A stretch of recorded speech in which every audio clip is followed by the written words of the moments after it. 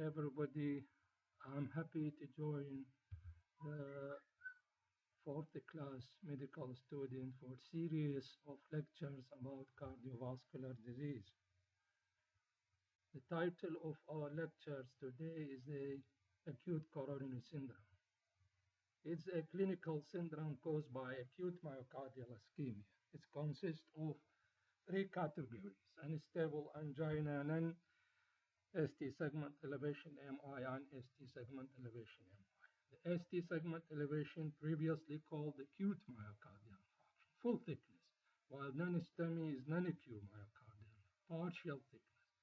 Unstable angina, other category. Underlying pathology of all three diseases is the atherosclerotic disease with the plaque formation. This plaque subjected for a number of reasons to the ruptures, ulceration, cracking, fissuring, and then expose the endothelium of the coronary arteries into the platelet, which is play a major role in the thrombus formation by adhesion, activation, and aggregation with formation of a thrombus by the fibrin threads. And this thrombus, it might be fully occlusive or the full occlusions or partially or totally occlusions.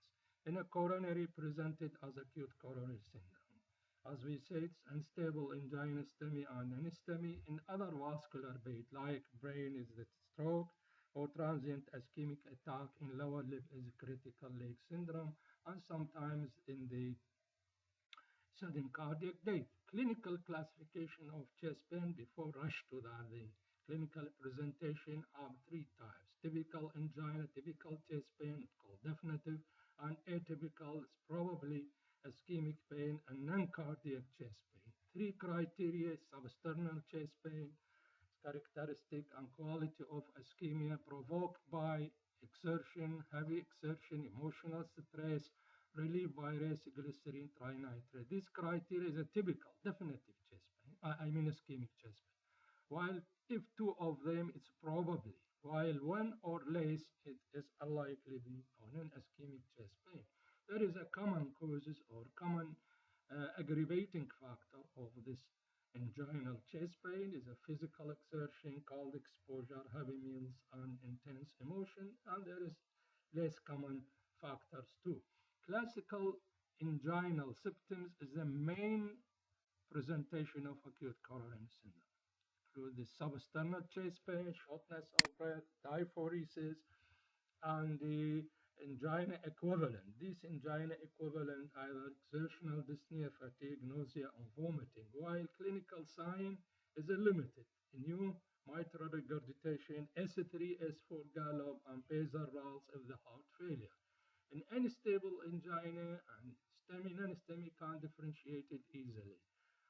Normal cardiac biomarker, troponin or CK-AMB without characteristic ECG change. It is non-specific ECG, this unstable angina.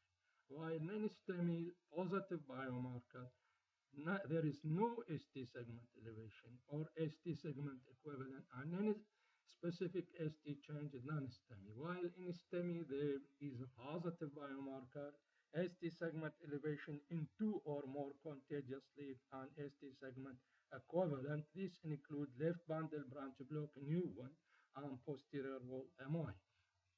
So unstable angina is a non-occlusive thrombus, non-specific ECG, normal biomarker.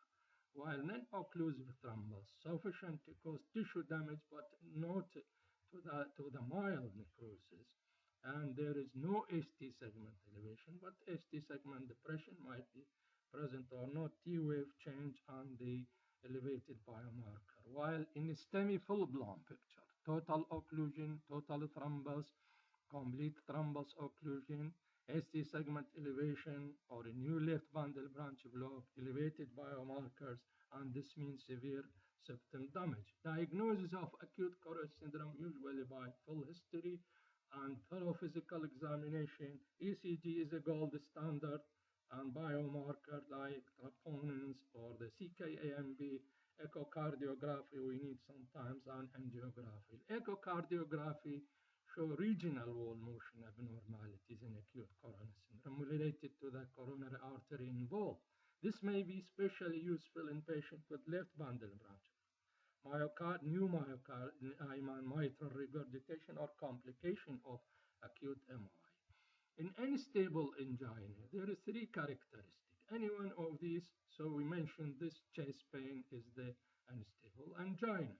Angina at rest for more than 20 minutes. New onset angina that markedly limit the physical activity. Increasing the angina that is more frequent. Previously it was stable. More frequent, last longer, or occur with less exertions than previous stable angina. Symptoms of the unstable angina really like the acute coronary syndrome, but sometimes we found nitroglycerin might not give total relief of symptoms. TEMI score is important for the risk stratification. It means that especially in the non-STEMI or unstable angina and guide the management. The TEMI score is the thrombolysis in myocardial infarction. The higher the score, the rate of death is high and myocardial recurrence is high. These 7 points, every of these 7 points, one score. So it is age more than 65 years, more than 3 traditional coronary artery disease risk factors like diabetes, hypertension, hyperlipidemia, and so on. Coronary obstruction more than 50 ST segment deviation, more than 2 episodes of angina last 24 hours, aspirin use in the previous weeks before presentation, and elevated biomarker. If the TEMI risk score 5 to 7, so early angiography is indicated, while 3 to 4 recurrent angina or elevated biomarker or previous revascularization, early angiography is indicated. 0 to 2 score, stress testing you have to do. It's a positive, so do angiography. A treatment of acute coronary syndrome, there is initial treatment really, and firstly to say unstable angina and STEMI different from the STEMI. And all of them admitted to coronary care. Give antiplatelet, anti-ischemic, anticoagulation in NSTEMI or unstable angina. If it's stable, maintain a long-term medical management. If not stable, so do PCI, primary coronary intervention, or the CABG, CABG, coronary bypass surgery.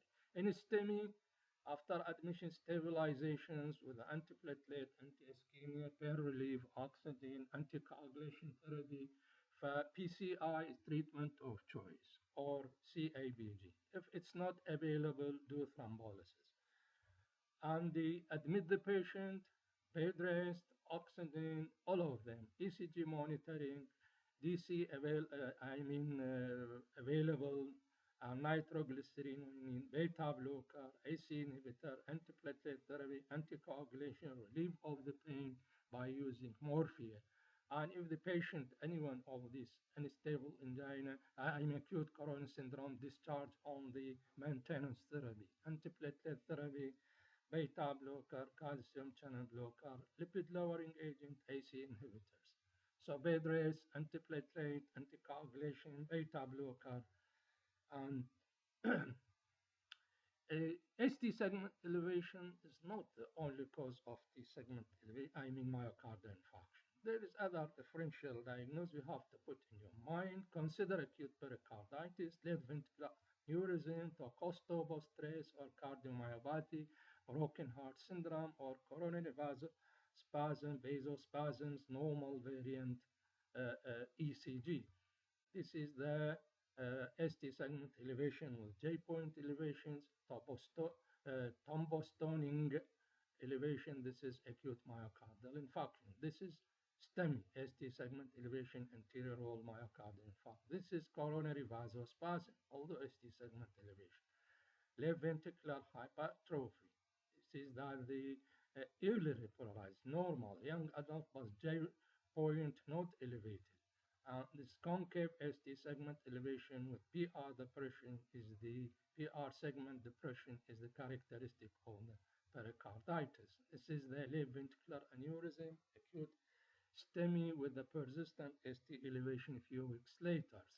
In treatment of the STEMI, usually PCI is the preferred strategy and should be performed as soon as possible with door-to-pylon goal of 90 or less minutes after the onset of symptoms. There is other indication more than this time, as the fibrinolytic therapy is contraindication, is the STEMI more than 4 hours after the onset of chest pain with continued chest pain or ST segment elevation.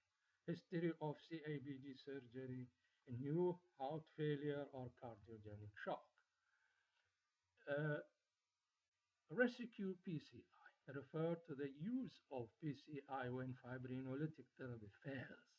This indicated after fibrinolytic therapy. Cardiogenic shock develop when severe congestive heart failure, epilepsy class 3, electrical instability, like VT or VF, and persistent ischemic symptoms. If the prompt PCI is not available, administer of fibrinolytic therapy.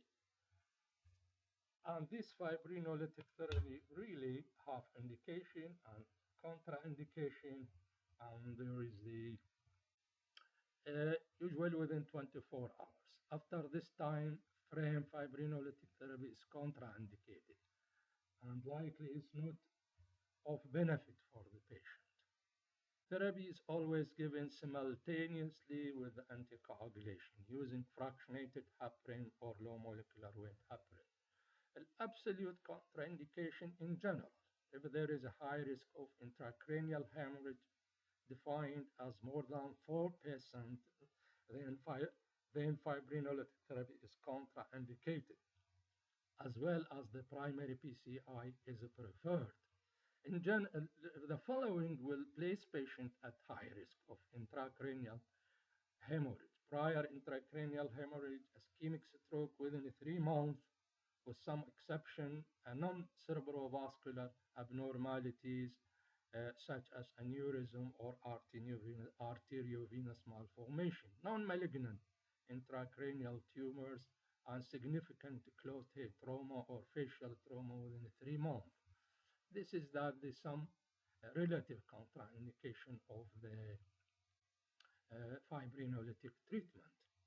CABG, coronary artery bypass surgery is indicated. Failure of fibrinolytic therapy or PCI, cardiogenic shock, left main disease is a surgery, or left main equivalent disease. 2 or 3 vessel disease involving LAD, left anterior descending artery, and reduced left ventricular ejection fraction. Usually bridge the patient before go to surgery by intra-aortic balloon pump for a patient with cardiogenic shock, acute MR or VSD, intractable ventricular tachycardia, or refractory angina. I know it's a time of